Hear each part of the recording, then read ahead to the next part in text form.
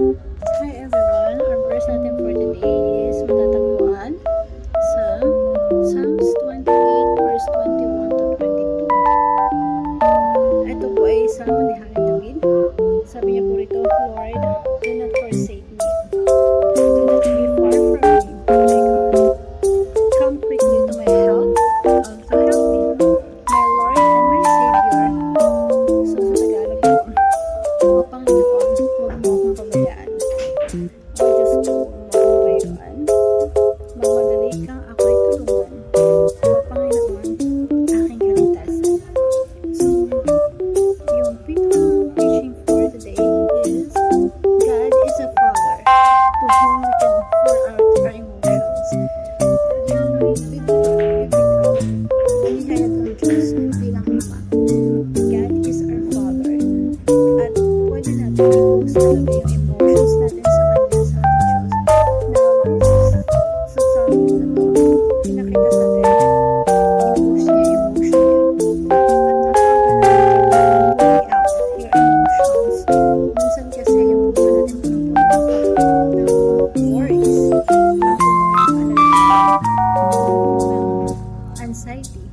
So, yung isipan natin, anxious, maraming gugulo sa isip natin, ang bigat-bigat ng balikat natin, ang daming nakaatang, ang daming iniisip.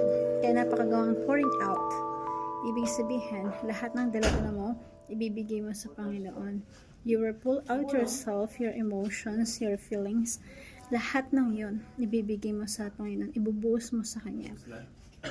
At ito po yung Diyos natin, siya yung Ama natin na nakikinig sa atin, na pwede natin talagang paglabasan ng sama ng loob, pagsabihan ng lahat ng ating nararamdaman. Now, si David po sa psalm na to, meron siyang nagawang pagkakamali sa Diyos. Kaya sabi niya dito sa unang panalangin niya, O Panginoon, sa pagkagalit mo, huwag mo akong sawayin. So, parang isang bata na kapag nagalit ka sa bata, sasawayin mo may palo, diba? Pero sabi ni David, Lord, kapag nagalit kayo sa akin, huwag niyo akong sawayin na may palo. Sabayin niyo po ka ng punong-puno ng pag-ibig ng walang palo.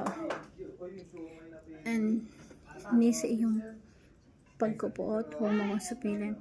So, merong pagkakamaling nagawa dito na nagawa, pero hindi nakasaad. Pero sinasabi nung sumulat na to na huwag kang magpaot sa akin. Walang kaginhawaan sa aking laman because sa akin. Dahil sa iyong kapuotan. Yung feeling ni David kasi, ni David dito, galit na galit sa kanya ng Diyos na nagawa niya pagkakamali. Now, naglalabas siya ng emotions niya sa Diyos. At sabi niya, walang kalusugan sa aking buto dahil sa aking kasalanan. At sapagkat ang kasamaan ko ay nakarating sa ibabaw ng aking ulo, ang iyon ay galing sa parang isang pasan na napakabigat na para sa kay David. So, yung kanyang mga sugat ay mabaho at nanginana. So, we don't know if it is literal. Pero dahil sa kanyang kahangalan, nanghihina siya at bugbog siya. So, Panginoon, lahat ng inaasam natin, batid na ating Panginoon at hindi lingid sa ating Panginoon. Yung mga inaasam natin, yung mga pagkakamali natin. So, yung mga yung mga kamag-anak niya that time, tinalikuran na siya. Yung mga nagmamalasakit sa kanya, tinalikuran na siya. So, maraming nagtatangka sa buhay ni David that time.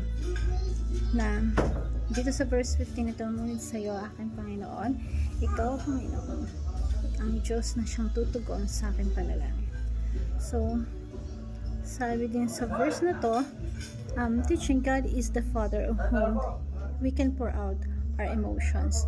We can ask God to hasten His answers to our prayer. God's timing is always perfect. So, let us set a prayer time where you can pour out your emotions to God. Kasi nandiyan lang siya na handang makinig para sa atin sa pinagdadasal natin at hindi lingid sa kaalaman niya yung mga bagay na kailangan natin. And hope this simple verse, pare-parehas tayo, we learn something about this verse. And sabi dito sa application na be ready to glorify God, then God responds quickly. And wait on God's because He makes all things beautiful on His own time.